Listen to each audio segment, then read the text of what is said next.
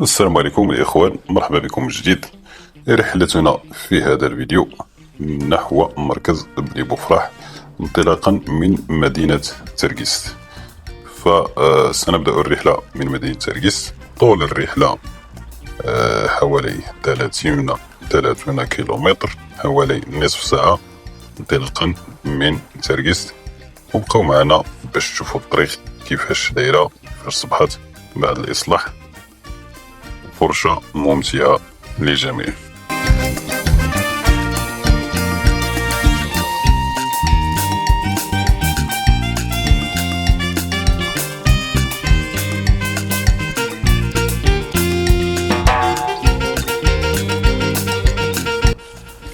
فهاد الحي هنا في تركست سميتو سكنة وتامير.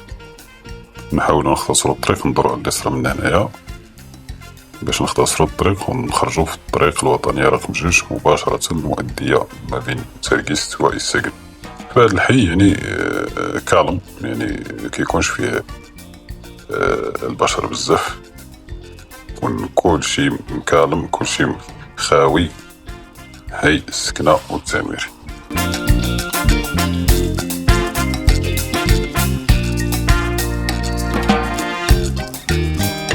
نحاولو ندورو هنا اليمن ونخرجو مباشرة في الطريق الوطنية رقم 2 الرابطة بين الحسيمة، تطوان، تركست، الساقن.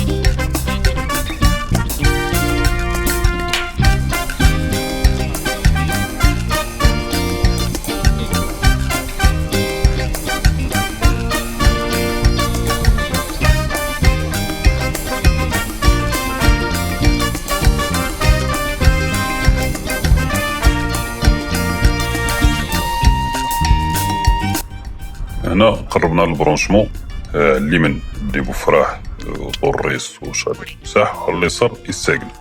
نشدو حنا الطريق اللي على اليمن، طريق بني بوفراح كما كتشاهدوا. طريق صراحة رائعة جدا. المشكل اللي فيها هو كثرة المنعرجات كثرة في هذا المقطع الطرقي، وغادي تلاحظوا هذه القضية في الفيديو إن شاء الله. كتشوفوا يعني الطريق زوينة صراحة، لكن المنعرجات منعرجات في منعرجات. فلذلك يعني أول واحد مثلا يدوز في الطريق يرد البال في الطريق، لا يمشي يجرو شي فيراج ولا قدر الله ولا شي حاجة.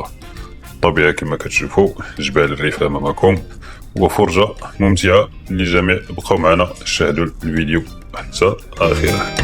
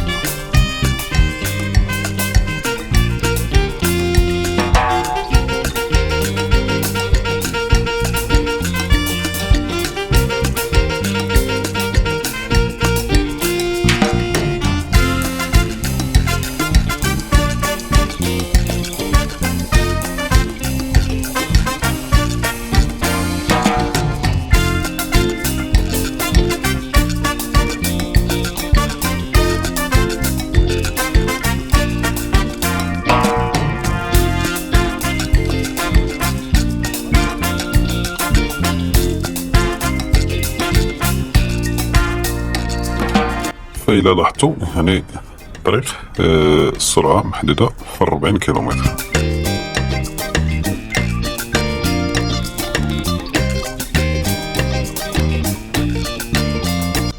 الطريق إلا لاحظتوا راه يعني كتشاهد انهيارات صخرية على الجوانب ديالها من طبيعة يعني الطبيعة الجبلية للمنطقة.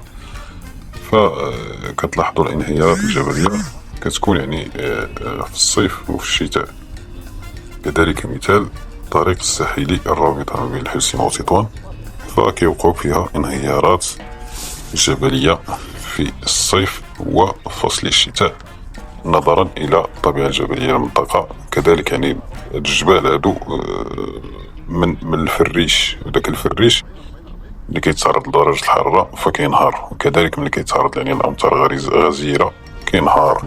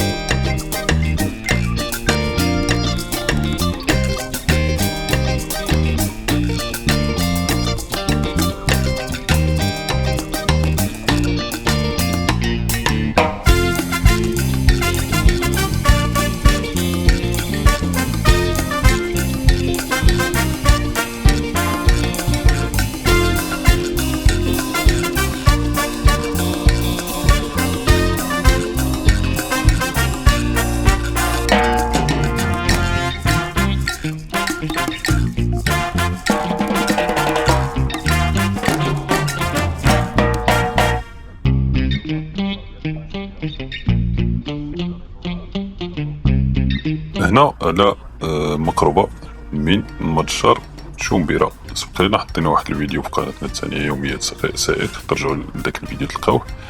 فهاد المتجر أغني فيه مسجد ومدرسة وبعد ديور بعد الساكنة، والمعروف فيها هو هذا المنعرج الحاد الخطير جدا الذي وجب الاحتياط له وردوا البال منه، خصوصا يعني السائقين الجدد اللي أول مرة يزوروا المنطقة ويدوزوا من الطريق.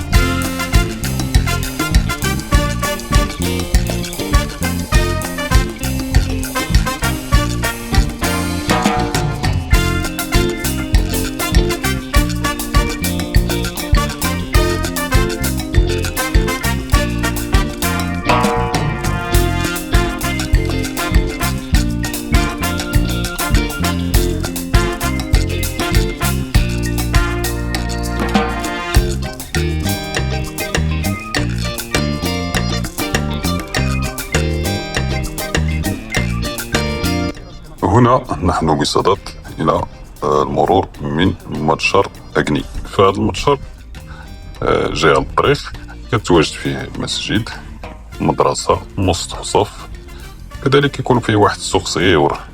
من زمان كاين واحد السوق يسمى هنا سوق النساء، كيتسوقوا غير النساء، وكاينه واحد التعاونية كذلك هنا في هذا المتجر، تعاونية يعني كتنتج يعني داكشي محلي من خلال الهندية أو الصبار.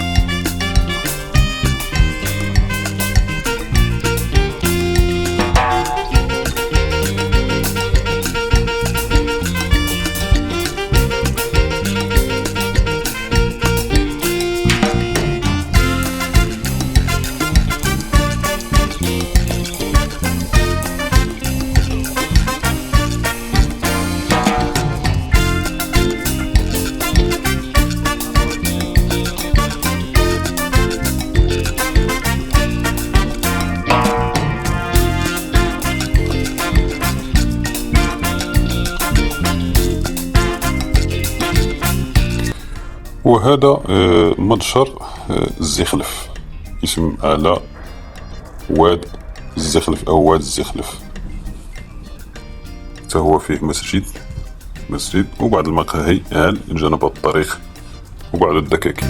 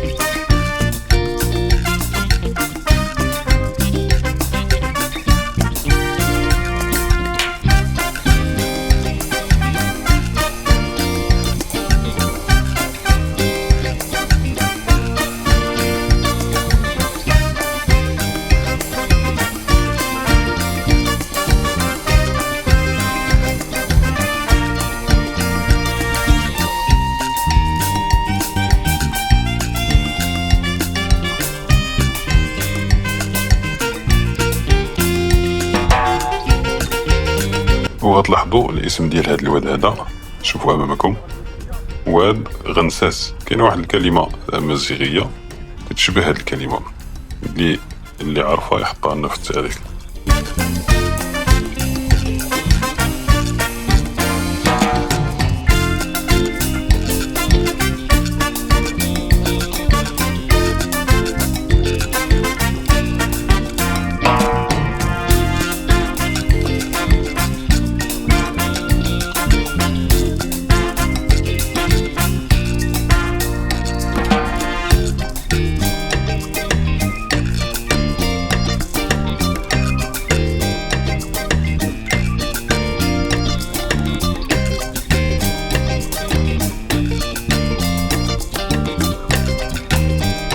كاين عدة دواوير ومضاشر بحال هذا اللي على اليمين، إدغيرن، متجر إدغيرن، وكاين كذلك عدة مضاشر في هذه المنطقة، منها ايزلوغن، ايمهوطن، أغني وغيرها من المضاشر والأسماء الغريبة، حيث تشبه أسماء سوسية أو أمازيغية سوسية. وقديما يعني الناس زمان اللي كانوا هنا في هذه المنطقة، يعني الناس واسع سبق لهم استوطنوا هذا الشمال هذا. داكشي علاش كتلقاو بعض الأسماء ديال المناطق حتى هي موجودة عند سواسة في سوس جهة ديال أكادير وهذا. كانوا سكنوا هنا واستوطنوا هنايا، إلا أن الضباب يعني الضباب اللي كتكون هنا في المنطقة يعني ما كتخليهمش الفلاحة باش تنجح، وهاجروا وخلاو الكنوز ديالهم هنايا. ما يميز المنطقة بكثرة الكنوز، يعني هذا دليل يعني أن السواسة دازو هنايا، والبعض منهم كيرجع باش ياخدوا الكنوز ديالهم، حيث كاينه هاد الظاهرة هادي تفشيها في هاد السنوات الأخيرة. يعني الناس كتجي تحفر وتدي الكنوز خفية.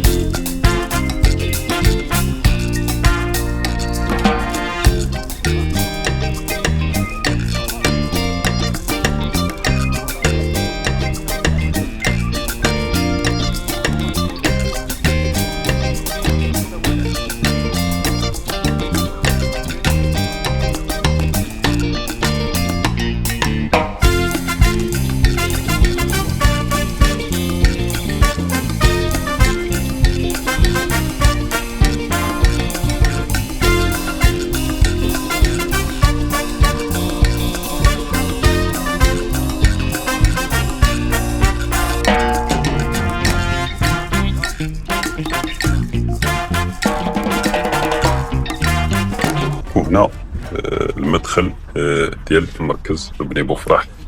إذا لاحظتوا يعني البناء يعني انتشر بسرعة كبيرة في هذه المنطقة هذه، اللي من كاين الإعدادية وكذلك دار الطالب، كاينة الثانوية، كاينة المدرسة الابتدائية وكذلك الجامعاتية.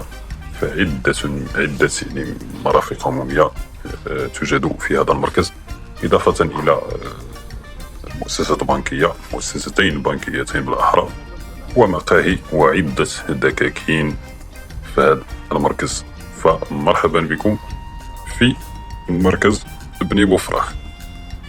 إلى هنا نكون قد وصلنا لنهاية الفيديو لنهار اليوم. نتمنى يعجبكم الفيديو، وما تنسوش الاشتراك في القناة، تفعيل زر الجرس، وترك تعليق تشجيعا لنا لنقدم لكم ما هو جديد.